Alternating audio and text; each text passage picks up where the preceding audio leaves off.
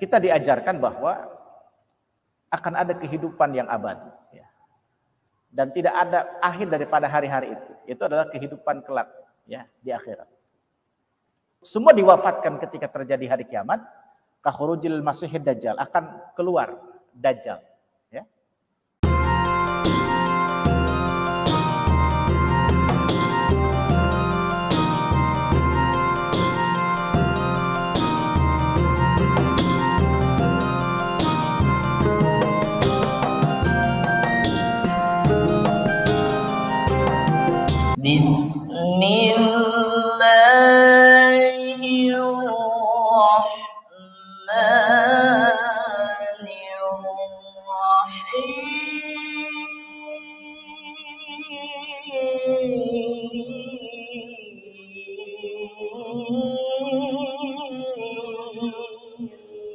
Pertama kali ketika manusia dibangkitkan dalam keadaan seperti tadi itu, yang diberikan pakaian oleh Allah adalah yang pertama adalah Nabi Ibrahim alaihissalam.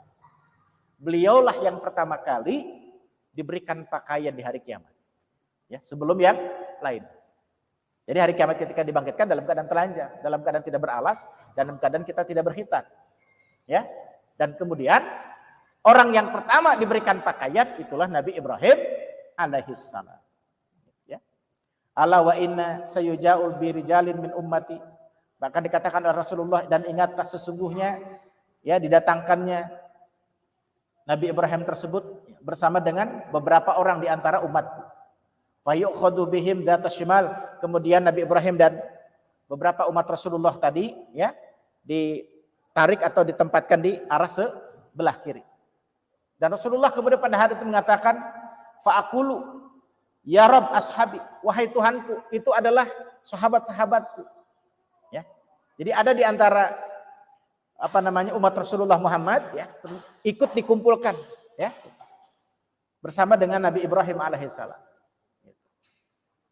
Fayaqul, kemudian Allah berfirman, innaka latadri ma ahdatsu ba'daka. Sesungguhnya engkau Muhammad tidak mengetahui apa yang mereka kerjakan setelah dirimu. Wallahu a'lam. Apa yang dimaksud dengan firman Allah dalam keterangan ini, ya, ketika mengatakan engkau tidak tahu apa yang dikerjakan oleh umatmu ini, sehingga harus ikut dikumpulkan di arah sebelah kiri. Ya. Tapi intinya hadis ini menggambarkan bahwa begitulah hari kiamat kita dibangkitkan oleh Allah dalam keadaan tidak berpakaian, dalam keadaan tidak beralas kaki, dan dalam keadaan tidak berkhitan. Ya. Dan Nabi Ibrahim adalah orang yang pertama akan diberikan pakaian. Kita juga nanti pada akhirnya akan diberikan pakaian. Tapi yang pertama adalah Nabi Ibrahim alaihissalam. Jamaah rahimakumullah, kemudian hadis lain juga Rasul mengatakan, la tazulu qadama abdin yaumal qiyamah. Tidaklah bergerak kedua kaki anak Adam pada hari kiamat hatta yus'ala an arba'in, kecuali setelah ditanya 4 perkara kepada dirinya. Jadi setiap kita nanti di hari kiamat akan ditanya oleh Allah, akan dihisab oleh Allah, dan di antara bocoran pertanyaannya ada dalam hadis ini. Kita bakal ditanya, ya. Ingat-ingat ini, ya. Yang pertama, an umrihi fima afnah, ya. Umur kita dipakai apa? Akan ditanya oleh Allah, ya. Akan ditanya, umur kita dipakai apa? Maka biar gampang kita jawabnya, dipakai iman, dipakai beramal saleh. Gitu. Oleh kita sekarang manfaatkan umur ini, ya. Sebelum nanti ditanya oleh Allah Subhanahu wa taala, ya. Kemudian wa an ilmihi ma amila bihi, wa an ilmihi ma amila bihi. Ilmu yang kita punya diamalkan apa enggak? Ya. Ilmu yang sudah kita peroleh di pengajian, di sekolah, ya, lewat buku, ya, lewat kajian-kajian online yang kita ikuti, ya. Pengetahuan itu sudahkah kita amalkan? Ya, itu akan ditanya. Ilmu itu sudah diamalkan belum? Ya. Diamalkan atau tidak? Ya. Kemudian wa an malihi min aina iktasabah wa fima anfaq. Yang ketiga pertanyaan adalah berkaitan dengan harta. Harta yang kau dapat, itu cara dapatnya gimana? Lalu setelah kau dapat dipakai apa? Diinfakkan untuk apa? Itu pertanyaan yang ketiga. Ya. Berkaitan dengan harta. Ya. Dari mana dapat dan kemudian kemana dibelanjakan. Ya. Wa an jasadihi fima ablah, dan kemudian pertanyaan keempat adalah itu badan, itu fisik yang gagah, yang hebat itu, yang kuat itu digunain buat apa? Badan kita ini. Itu akan ditanya oleh Allah Subhanahu wa taala. Ya. Maka biar gampang jawabannya, dipakai sholat, dipakai berbuat baik, menolong orang, ke masjid, ngaji, ya, dan seterusnya. Inilah diantara informasi dari Rasul kepada kita, bahwa di hari kiamat pertanyaan ini akan kita dapatkan. Apakah cuma 4 ini? Tentu akan ada pertanyaan yang lain. Wallahu a'lam. Tapi paling tidak dari 4 pertanyaan ini perlu betul untuk menjadi perhatian kita dalam kehidupan kita di dunia ini. Untuk bisa kita jawab pertanyaan tadi, maka kita gunakan hidup kita dengan sebaik-baik. Ya, umur kita pakai buat beramal soleh. Ilmu yang kita dapat kita amalkan. Harta kita cari dengan benar dan kita belanjakan di jalan yang benar. Dan kemudian jasad kita yang sehat ini pakai buat taat kepada Allah Subhanahu wa ta'ala. Hadirin rahimakumullah. Kemudian juga di dalam hadis Rasulullah juga mengatakan, ya, bahwa pada hari kiamat nanti, ya, manusia itu bisa mengingat orang lain atau mengingat saudaranya atau siapa saja. Tetapi ada 3 waktu, 3 tempat manusia tak sanggup atau tidak ada waktu untuk memikirkan orang lain. Kapan itu? Ya, ketika manusia itu berpikir, ya, bagaimana kitab yang akan dia dapatkan. Ini kira-kira saya bakal dapat kitab dari arah kanan atau sebelah kiri. Kalau dapat kitab sebelah kanan, bahagia. Karena apa? Isi kitab itu adalah catatan kebaikan. Dan berarti akan mendapatkan kenikmatan dari Allah Subhanahu wa ta'ala. Tapi kalau mendapatkan catatan amal dari sebelah kiri, berarti terisi kitab itu, catatan amal tadi, dengan keburukan dan alamat cilaka. Alamat susah, alamat sengsara. Nah, dalam kondisi itu manusia nggak sempat mikir orang lain. Yang dia pikirkan adalah dirinya sendiri. Saya dapat catatan amal dari kanan atau kiri. Yang kedua, jamaah sekalian, ketika akan ditimbang, ya, di depan timbangan ketika kita akan ditimbang, ketika itulah manusia tak sempat lagi mikirkan orang lain. Takut manusia. Ini kira-kira ketika ditimbang akan banyak amal baik, akan lebih banyak amal buruk. Khawatir di situ. Bayangkan kalau yang ditimbang ternyata lebih berbobot keburukannya, celaka. Kalau catatan kebaikan kalau timbangan kebaikan lebih banyak, tentu bahagia. Manusia sangat pada waktu itu betul-betul memikirkan keadaan dirinya sendiri. Hadirin rahimakumullah. Dan yang ketiga adalah ketika manusia akan melewati sirat, melewati jembatan, ya, yang di bawahnya itu neraka. Ketika itulah manusia tak sempat untuk memikirkan yang lain. Dia akan pikirkan dirinya, apakah saya akan selamat melewati sirat ini, ya, melewati titian ini. Itulah hadirin rahimakumullah. 3 waktu di hari kiamat manusia tak akan sempat untuk memikirkan orang lain. Ya. Manusia sedang memikirkan nasib dirinya sendiri. Bagaimana catatan amal yang akan saya dapat, dari kanankah atau kiri? Yang kedua, ketika ditimbang, apakah amal baik yang lebih banyak daripada yang buruk atau sebaliknya? Ya. Dan ketiga adalah, apakah akan selamat melewati jembatan sirat atau justru akan malah terjerumus atau jatuh ke dalam neraka. Jamaah rahimakumullah, itulah momen di hari-hari yang akan dilalui oleh manusia di hari kiamat, di hari akhirat. Ya, ketika itulah manusia tidak mengingat yang lain, tidak mengingat keluarganya, tidak mengingat saudaranya, ya, temannya dan sebagainya. Demikian yang disampaikan oleh Rasul Shallallahu Alaihi Wasallam. Ya. Kemudian dalam hadis lain juga Rasulullah mengatakan, dan ini kegembiraan buat kita, ya. Rasulullah mencintai kita, ya, bukan hanya semasa beliau waktu masih hidup, dan bukan hanya ketika beliau menjelang wafatnya memanggil kita umati-umati. Sampai hari kiamat pun Rasulullah masih menunjukkan cintanya kepada kita. Sebagaimana dalam hadis beliau mengatakan, likulli nabiyyin da'watun qad da'aha li ummatihi. Setiap nabi itu punya doa dan mereka berdoa untuk umatnya. Ya, wa inni ikhtaba'tu da'wati, dan aku menyimpan di antara doaku itu syafaatan li ummati, untuk syafaat umatku di hari kiamat. Jadi apa? Rasulullah menyimpan, ada di antara doa Rasul yang beliau tidak minta waktu di dunia, tapi nanti Rasulullah minta di hari kiamat itu. Itulah syafaat buat kita umatnya. Jadi nggak dihabisin semua tuh doa Rasul di dunia buat kita. Kan Rasulullah dalam banyak hadis banyak mendoakan kita, ya. Tapi khusus untuk syafaat Rasulullah akan minta kepada Allah Subhanahu wa taala untuk memberikan pertolongan kepada kita. Beliau mengatakan ya dalam hadisnya bahwa beliau ya merahasiakan atau menyimpan doanya tersebut untuk minta syafaat pertolongan kepada Allah untuk kita umatnya. Dan karena itu jamaah sekalian, dalam beberapa keterangan salah satu amalan yang perlu untuk senantiasa kita amalkan agar mendapatkan syafaat Rasul adalah perbanyaklah kita membaca sholawat kepada beliau. Allahumma sholli ala sayyidina Muhammad. Banyak-banyak kita bersolawat. Ya, apalagi di hari Jumat. Ya, kita dianjurkan untuk memperbanyak sholawat kepada beliau. Ya, untuk mendapatkan syafaat dari beliau. Ya, termasuk dalam hadis, orang yang banyak baca sholawat itulah orang yang berkesempatan nanti akan bersama Rasul nanti di hari kiamat. Ya. Jamaah rahimakumullah, pada hari selain juga Rasulullah mengatakan, ana sayyidu waladi Adam wala fakhra.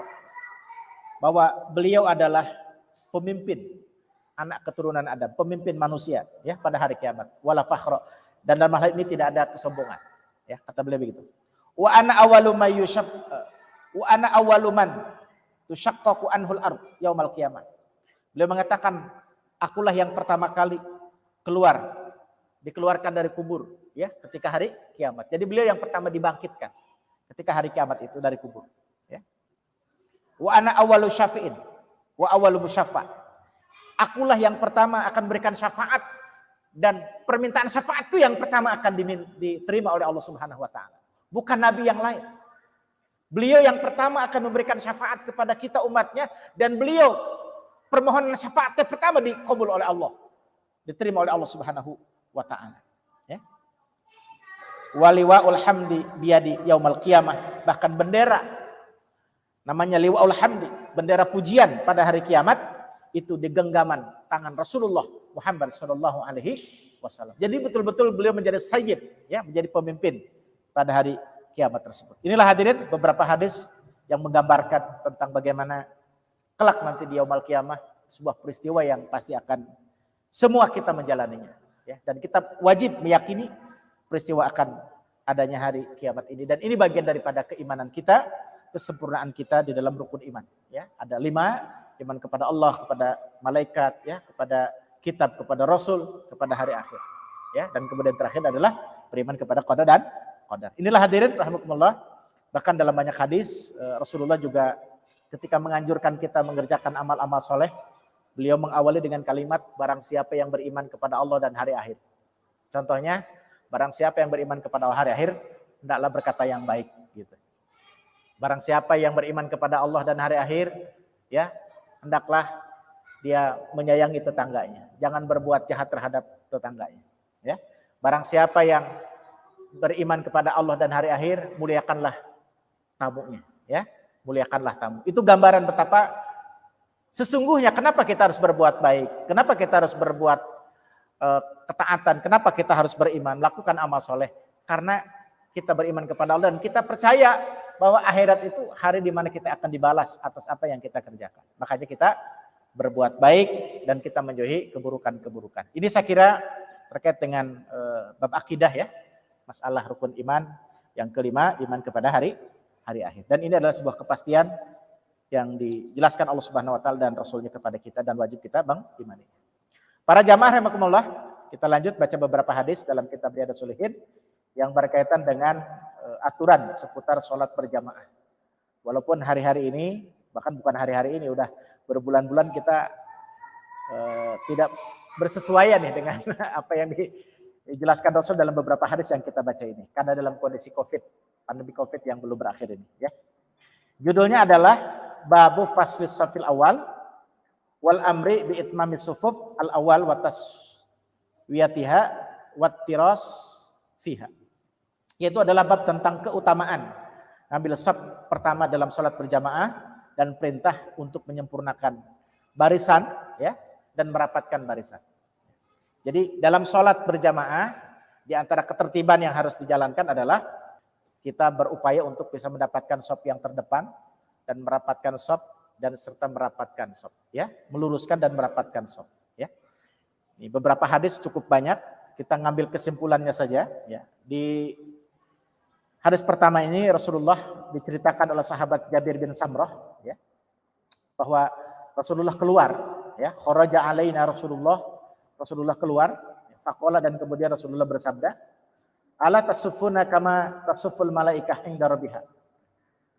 Hendaklah kalian meluruskan, ya, sebagaimana lurusnya para malaikat ketika mereka di hadapan Tuhan kalian. Jadi Rasulullah menyuruh kita melalui para sahabat waktu itu agar lurus sebagaimana lurusnya para malaikat. Lalu para sahabat bertanya, fakulna, ya Rasulullah, wa kaifa tasuful malaikah inda rabbiha. Bagaimana lurusnya malaikat di hadapan Tuhannya, Allah Subhanahu wa taala, ya. Lalu qala, Rasul menjawab, yutimuna sufuf al-awwal wa yatarasuna fis saf. Ya, mereka menyempurnakan barisan dan mereka merapatkan barisan. Jadi ketika malaikat, kata Rasul, di hadapan Allah Subhanahu wa taala mereka berbaris dalam keadaan lurus, dalam keadaan rapat. Maka kita pun, kata Rasul, hendaklah kalian seperti malaikat di hadapan Allah.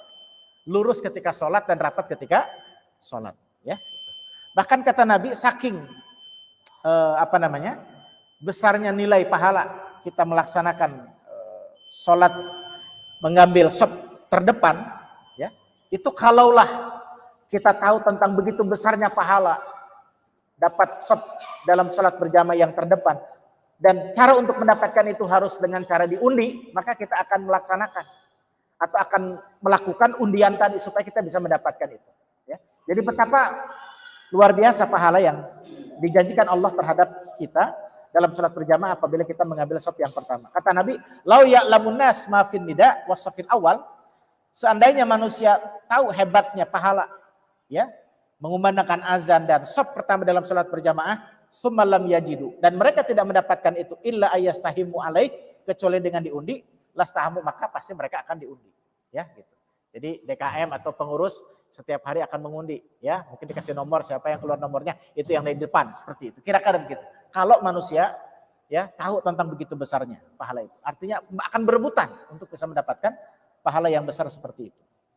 Jamaah sekalian rahimakumullah, kemudian juga di dalam beberapa hadis yang lain juga Rasulullah secara fi'liyah itu betul-betul ketika sholat, beliau ketika akan memimpin sholat tidak langsung Allahu Akbar, tapi beliau akan menginstruksikan para sahabat yang menjadi makmumnya untuk meluruskan shaf dan merapatkan shafnya. Bahkan ketika ada sahabat yang agak maju, ya, maka akan diluruskan langsung oleh Rasulullah. Bukan cuma Rasulullah ngomong, bukan cuma Rasulullah berbicara, luruskan dan rapatkan. Bahkan kadang Rasulullah memegang pundak-pundak para sahabat, memegang dada dari para sahabat untuk diluruskan begitu.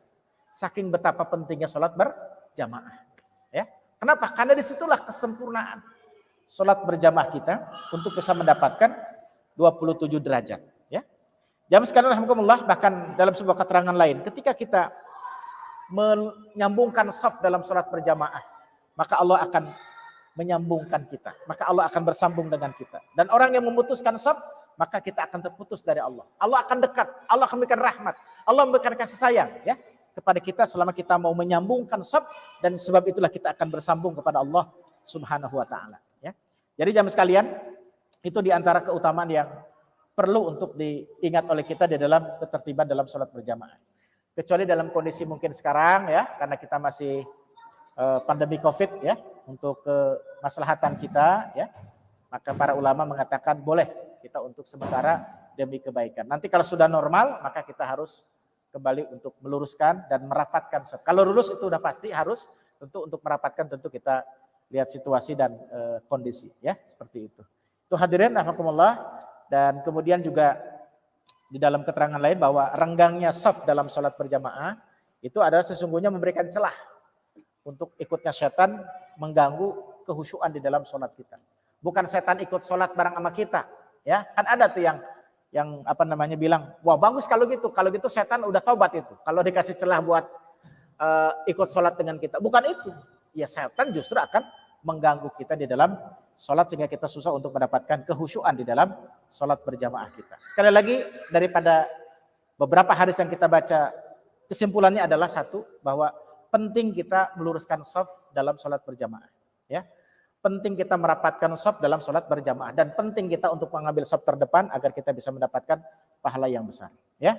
Yang kedua adalah bagi imam tidak boleh tidak boleh langsung memulai sholatnya kecuali dipastikan memberikan instruksi agar jamaahnya meluruskan dan merapatkan safnya sebagaimana yang dicontohkan Rasul. Bahkan Rasul sampai mundur dulu ya, membetulkan pundak para sahabat supaya benar, saking ingin mengajarkan para sahabat pentingnya lurus dan rapat saf di dalam berjamaah. Ya, saya kira demikian hadirin rahimakumullah, mudah-mudahan walaupun singkat terkait dengan ini mereview ya. Mungkin sebagian kita sudah membaca banyak hadis terkait dengan ini, mudah-mudahan akan menjadi pengingat bagi kita untuk menyempurnakan tata tertib dalam sholat berjamaah kita. Demikian yang bisa disampaikan, kurang lebih mohon maaf, mudah-mudahan bermanfaat. Kita tutup dengan baca hamdalah. Alhamdulillahirabbil alamin. Subhanaka Allahumma wa bihamdika asyhadu an la ilaha illa anta astaghfiruka wa atubu ilaik. Assalamualaikum warahmatullahi wabarakatuh.